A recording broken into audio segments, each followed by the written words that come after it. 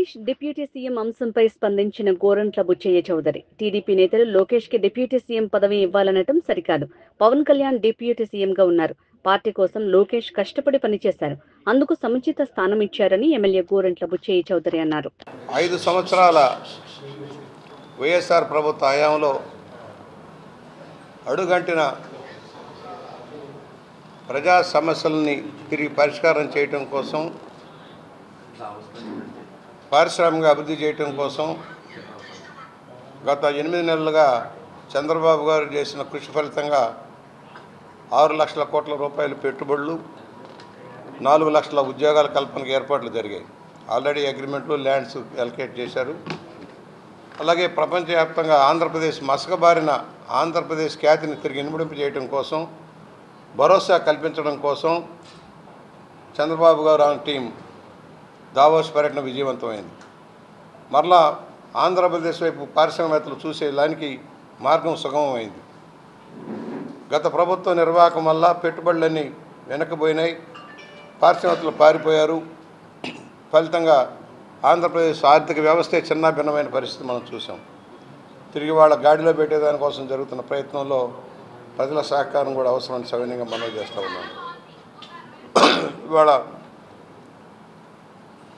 పదవి ఊడిపోయినా తిరిగి పట్టాలు ఎక్కుతున్న పారిశ్రామిక విధానాల్ని చిన్నాభిన్నం చేయడం కోసం వైఎస్ఆర్ పార్టీ చేస్తున్న కృషి, తప్పుడు విధానాలు మనం చూస్తున్నాం. సోషల్ మీడియా ద్వారా ఏ విధంగా తప్పుడు ప్రచారాలు చేస్తున్నారో, తప్పుడు అఫిడవిట్లు సబ్మిట్ చేసి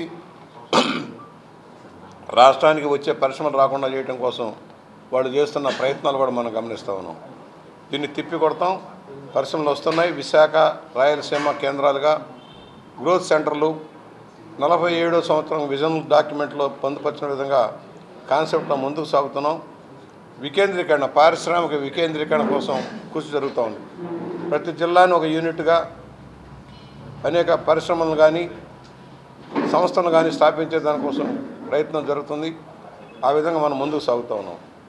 మరోవైపు అరాచక ఆటక విధానం రాజ్యం వెళ్తున్న సందర్భంలో భయానక పరిస్థితులకు మధ్య లోకేష్ గారు పాదయాత్ర చేసి నిరంతరంగా అనేక రోజుల పాటు వేల కిలోమీటర్ల ప్రయాణం చేసి భరోసా కల్పించారు. ప్రజల్లో నమ్మకం కల్పించారు. కేడర్లో ధైర్యం నింపారు. ఫలితంగా తిరిగి ప్రభుత్వం ఏర్పాటయ్యేదానికి అవకాశం ఏర్పాటైంది. ఇవాళ ఎన్డీఏ ప్రభుత్వం వచ్చింది. ఎన్డీఏ ప్రభుత్వ సారథ్యంలో రాష్ట్రం ముందుకు సాగుతూ ఉంది. అనేక ఆర్థిక ఇబ్బందులు ఉన్నాయి. వైఎస్ఆర్ ప్రభుత్వం చేసిన తప్పుడు నిర్ణయాల వల్ల అభివృద్ధి కుంటుపడిపోయింది. పరిశ్రమలు పారిపోవడమే కాదు, ఉపాధి లేకుండా పోయింది. లక్షల కోట్ల అప్పులు పెరిగినాయి. ఇవాళ అప్పులు, వడ్డీలు కట్టడానికి ఆదాయం సరిపోయిన పరిస్థితిలో ఇచ్చిన హామీలన్నీ అమలు చేసుకుంటూ ముందుకు సాగుతున్నాం. త్వరలోనే ఆర్టీసీ బస్సులో ఉచిత ప్రయాణం కానీ, రైతులకు ఇవ్వాల్సిన భరోసా కార్యక్రమం కానీ, ఫీజు రియంబర్స్మెంట్ కార్యక్రమాలు కూడా జూన్ కల్లా కంప్లీట్ చేయాలనే ఆలోచనలో ప్రభుత్వం ఉంది. చెప్పిన వాగ్దానాలను అమలవుతున్నాయి. ఇవాళ గ్రామాల్లో రహదారులు, డ్రైన్ల నిర్మాణం జరుగుతుంది.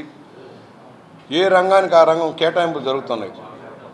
ఇవాళ పర్యటనలో చంద్రబాబు గారి పర్యటనలో కానీ, లోకేష్ గారి పర్యటనలో కానీ, పవన్ కళ్యాణ్ గారి పర్యటనలో ఏదైతే వాగ్దానాలు చేశారో అవన్నీ క్రోడీకరించి అభివృద్ధి కార్యక్రమాలు అమలు చేయడం జరుగుతూ ఉంది. ప్లానింగ్ ప్రకారం ముందుకు సాగుతున్నాం. ఒక సంవత్సరం కొంచెం ఇబ్బంది, మొదటి సంవత్సరం ఇబ్బంది ఉంటుంది తెలుసు మాకు. ఎందుకంటే భారీగా నిధులు అవసరమైన సందర్భంలో కనీసం 2500 కోట్లు ఖర్చు పెట్టి ప్యాచ్ వర్క్ చేసే పరిస్థితికి వచ్చాం మనం. ఇవాళ కొత్తగా రహదారుల నిర్మాణం కోసం ముందుకెళ్తున్నాం. కేంద్ర ప్రభుత్వ పథకాలన్నీ అమలు చేస్తున్నాం. కేంద్ర ప్రభుత్వ పథకాలన్నీ పక్కదారి పట్టిపోయినాయి. మళ్ళీ కేంద్ర ప్రభుత్వం హౌసింగ్లో కానీ, లేక పవర్ సెక్టర్లో కానీ, ఇరిగేషన్ సెక్టర్లో కానీ, రైల్వే సెక్టర్లో కానీ, నేషనల్ హైవేస్ విషయంలో కానీ అన్ని సెక్టర్లు కూడా గమనంలోకి తీసుకొని వివిధ కేటాయింపులు జరుగుతూ ఉన్నాయి. మల్టీ లెవెల్ డెవలప్మెంట్లో ముందుకు సాగేదానికోసం కార్యక్రమంతో ముందుకు సాగుతున్నాం. ఇవాళ ఒకటే ప్రజలకు విజ్ఞప్తి చేస్తున్నాం. ఇచ్చిన మాట ప్రకారం ముందుకు సాగుతూ ఉన్నాం. ఆనాడు ఆ ప్రభుత్వం చేసిన తప్పుడు విధానాలను సరిచేయడానికే సమయం సరిపోవడంలో అనేక తప్పుడు విధానాలు, హౌసింగ్లో జగనన్న కాలనీ పేరుతో దగా చేశారు, భూముల సేకరణలో దగా చేశారు, నిర్మాణాలు కాలేదు, ఇన్ఫ్రాస్ట్రక్చర్ కాలేదు, టిట్కో ఇళ్ళు ఆపేశారు. ఇవాళ దళితులకి, బలహీన వర్గాలకి ఎస్టీలకి మైనార్టీలకు ఇవ్వాల్సిన నిధులన్నీ ఆపేశారు. 5 సంవత్సరాలు ఒక నిధి కూడా కేటాయింపు చేయలేదు. సెల్ఫ్ ఫైనాన్స్ స్కీమ్ లేదు, లోన్స్ లేవు. పాత బకాయిలు తీర్చేదానికే సరిపోతుంది. 1650 కోట్ల రూపాయలు రైతు బకాయిలు తీర్చాం. దాదాపుగా 30,000 కోట్ల రూపాయలు కాంట్రాక్టుల బిల్లులు చెల్లించాం. ఇప్పటికీ పాత చెల్లించేదానికే సమయం సరిపోని పరిస్థితి వస్తుంది. అయినా కూడా కేంద్ర సహకారంతో ఒకవైపు అమరావతిని పట్టాలెక్కించడం, మరోవైపు నీటిపారుదల ప్రాజెక్టును పట్టాలెక్కించే కార్యక్రమం జరుగుతుంది. ఇవాళ మీరు చూశారు, పోలవరం ఎడం కాలువకి నిధులు కేటాయింపు చేసి ఉత్తరాంధ్ర సుజల సవంతిని విజయవంతం చేయడం కోసం నిధులు కేటాయింపు చేసి టెండర్లు అప్పచెప్పేశారు. అలాగే రాయలసీమకి కూడా గోదావరి జలాలు తరలించే కార్యక్రమం కనకచర్ల రెగ్యులేటరీ దాకా గోదావరి జలాలు తీసుకెళ్ళడం కోసం భారీ ఎత్తున ప్రాజెక్ట్ చేపట్టడం జరిగింది. అనేక ఇబ్బందులు ఉన్నా కూడా రాష్ట్ర మౌలిక సదుపాయాల కోసం నిధులు వెచ్చిస్తున్న చంద్రబాబు గారికి, పవన్ కళ్యాణ్ గారికి, లోకేష్ గారికి ధన్యవాదాలు చెబుతున్నాం. ఈ ప్రభుత్వం ప్రజల కోసం, ప్రజల సంక్షేమం కోసం, అభివృద్ధిని సంక్షేమాన్ని రెండింటినీ 2 కళ్ళుగా చూసుకుంటూ ముందుకు సాగేదానికోసం కార్యచంతం ముందుకు సాగుతుంది. దానిలో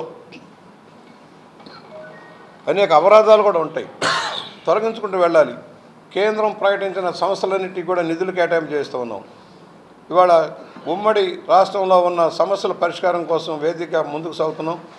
ఇవాళ రాష్ట్ర సహకారంతో తెలంగాణ, ఆంధ్ర ప్రభుత్వాలు కలిసి కేంద్ర సహకారంతో ఉన్న విభేదాలు తొలగించుకుంటూ ముందుకు సాగాలని, కృష్ణా గోదావరి జలాల వివాదాలు కూడా పరిష్కారం కావాలని, ఉమ్మడి ఆస్తుల విభజన కూడా సక్రమంగా సాగాలనే దాంట్లో ప్రయత్నం జరుగుతూ ఉంది.